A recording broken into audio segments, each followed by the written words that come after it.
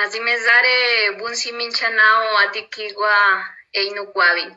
Muy buenos días, muchas gracias al Consejo de Facatativá por esta invitación, a todas las personas que han intervenido, al alcalde, al senador, al diputado, a los concejales de Facatativá. Un saludo desde el corazón de la tierra, la Sierra Nevada. Bueno, yo agradezco esta invitación y quisiera empezar por plantear una pregunta. ¿Desde dónde se está pensando la regionalización o la metropolización? Y ahí quiero hacer una reflexión y un llamado a entender la crisis civilizatoria en la que estamos. Es decir, nosotros no estamos en un escenario para seguir reproduciendo las lógicas de la autodestrucción. Entonces llevamos 30 años de un recetario de la tecnocracia internacional, de las grandes operaciones estratégicas, de los discursos hegemónicos del desarrollo, y mire dónde estamos. Entonces lo que el COVID-19 desnuda es que realmente tenemos dos caminos: o avanzamos en la autodestrucción o construimos una alternativa civilizatoria. Lo primero que quiero decir es que esta propuesta me parece que le hace falta horizonte, necesita un sentido que oriente los esfuerzos. Y es allí donde quiero decir un llamado muy especial a volver al origen, a la memoria hídrica de esta Bogotá región, volver al agua, volver a la tierra, a los suelos vivos, a la tierra fértil, al aire limpio, volver a la naturaleza. Entonces, primer punto, la estructura ecológica principal debería ser, desde mi perspectiva, la base del ordenamiento del territorio.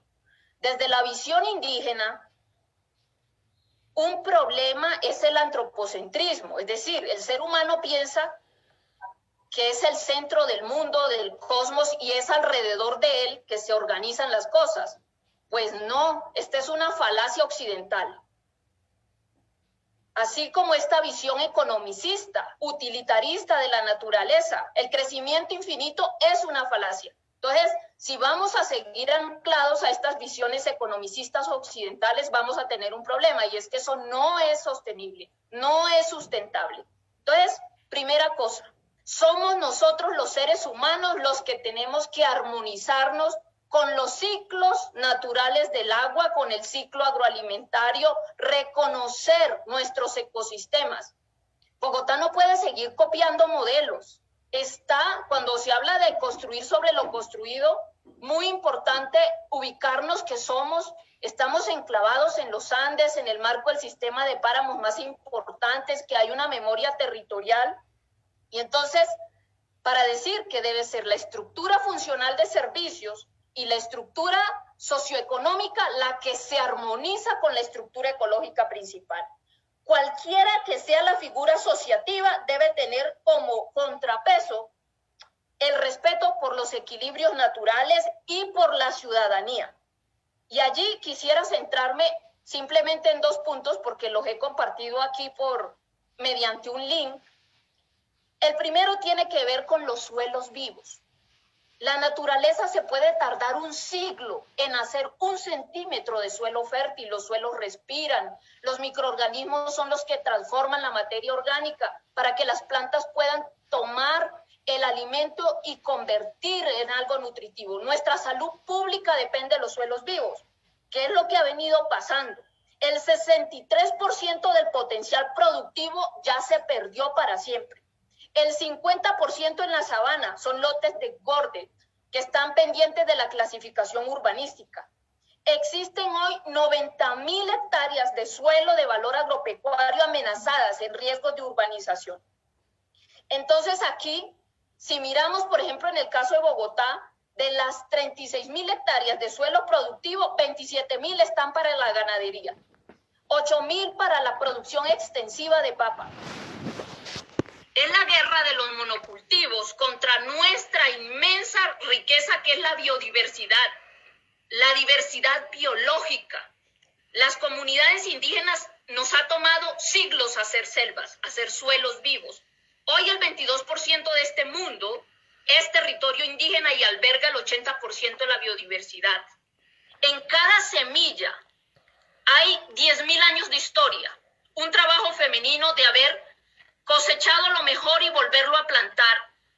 Así que me parece que hay que superar estas visiones del fascismo alimentario y empezar todo un trabajo de reconversión agroecológica en Bogotá región que parte por recuperar nuestros suelos, y esto tiene que ver, por ejemplo, si hablamos de residuos orgánicos, tendríamos que transformarlos nuevamente en suelos, revitalizar los suelos. Bogotá, de las 7.500 toneladas diarias de residuos que produce, el 60% son desechos de cocina, son orgánicos. Los campesinos saben cómo transformar esto de nuevo en abono, en tierra fértil para producir comida. El problema del hambre es el principal problema político hoy.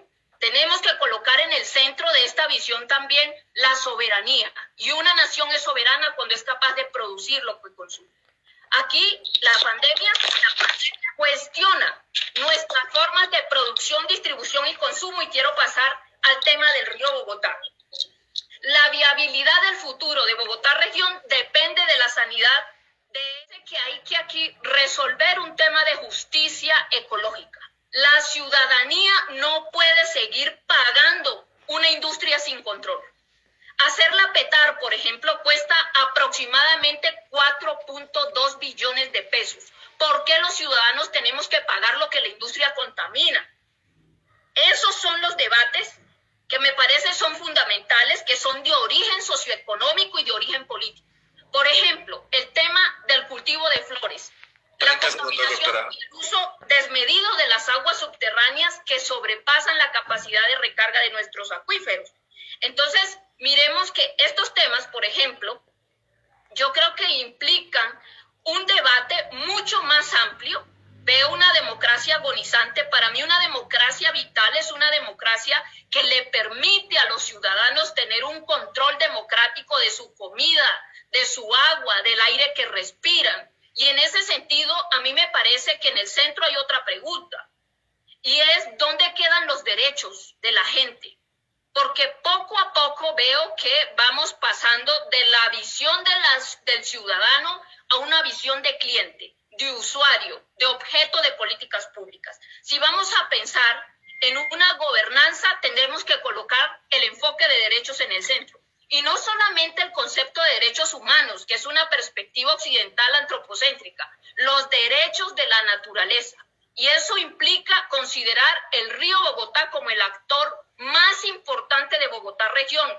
Ya otras ciudades como Cali avanzó en reconocer el río Pance como sujeto de derechos. Hoy el río Magdalena es sujeto de derechos. El 80% de los habitantes de este país viven en la cuenca. Y el futuro, pues me parece que deben estar 4 pilares.